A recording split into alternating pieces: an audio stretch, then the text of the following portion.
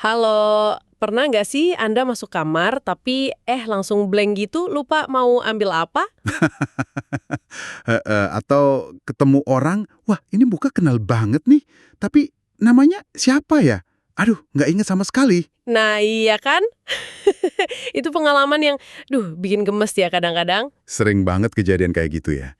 Hari ini nih, kita mau coba gali lebih dalam soal cara kerja memori kita yang ya kadang terasa aneh bin ajaib ini. Kita bakal merujuk ke buku The Idiot Brain karya ahli saraf Dean Burnett. Oh, buku itu bagus tuh. Menjelaskan kenapa otak kita yang hebat ini, kok sering kesandung ya pas urusan nginget-nginget. Betul. Jadi misi kita hari ini mengungkap sedikit keunikan sistem memori manusia dan kenapa kita sering ngalamin lupa-lupa aneh gitu. Siap ya? Siap, mari kita mulai. Oke, kita mulai dari yang dasar dulu kali ya. Bedanya memori jangka pendek sama jangka panjang. Banyak loh yang nggak sadar kalau kapasitas memori jangka pendek kita tuh sempit banget.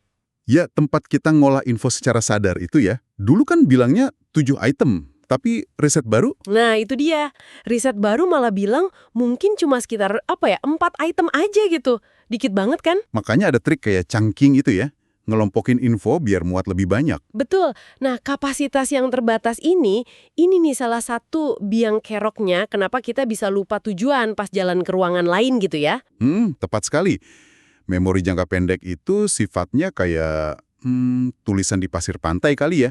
Gampang banget hilang. Oh, gitu. Kena gangguan dikit aja atau ada info baru masuk, yang tadi itu bisa langsung ya ketimpa, hilang gitu. Pikiran selintas aja udah cukup buat ngehapus catatan tujuan awal tadi. Ah, pantesan.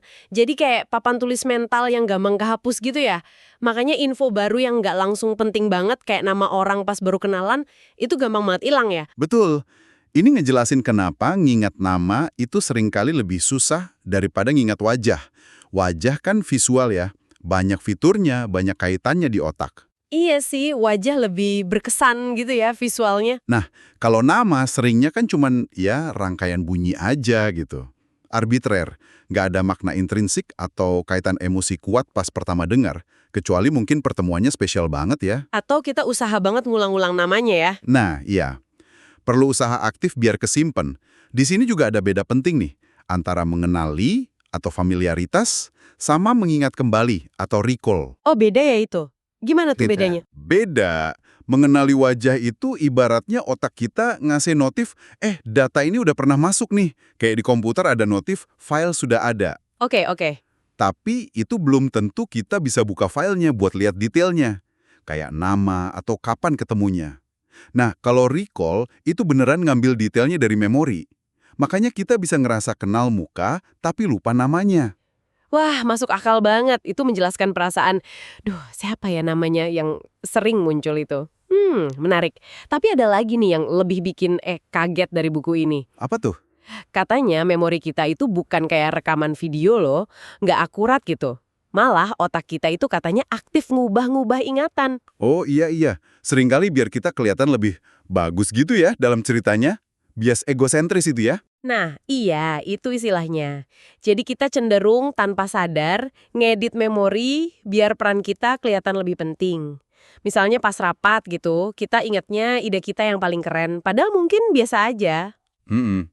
Itu bukan karena kita sengaja bohong ya, tapi lebih ke otak kita secara otomatis nyocokin cerita sama citra diri yang kita mau, biar konsisten gitu rasanya. Terus kerentanan memori ini katanya kelihatan jelas banget di penelitian soal saksi mata ya. Betul sekali. Penelitiannya Elizabeth Loftus itu klasik banget. Dia nunjukin gimana pertanyaan yang mengarahkan gitu, apalagi dari orang yang punya wibawa kayak pengacara. Itu bisa nanem memori baru ya? Atau ngubah yang udah ada? Iya, bisa banget. Contohnya yang terkenal itu, kalau saksi ditanya, mobilnya ngebut nggak pas lewatin lumbung, padahal aslinya nggak ada lumbung di situ sama sekali. Terus saksinya jadi ingat ada lumbung itu? Bisa jadi gitu. Itu nunjukin betapa memori kita itu plastis, gampang banget dibentuk sama sugesti dari luar. Wah, itu agak serem juga ya kalau dipikir-pikir dampaknya. Apalagi kalau di pengadilan gitu. Makanya, kesaksian mata itu harus hati-hati banget ditanganinya. Informasi baru bisa nyampur sama kenangan lama, detailnya berubah tanpa kita sadar sama sekali. Jadi kalau kita tarik kesimpulan nih ya, memori kita ini kan luar biasa ya kemampuannya, tapi ya jauh dari sempurna gitu ya. Iya, betul.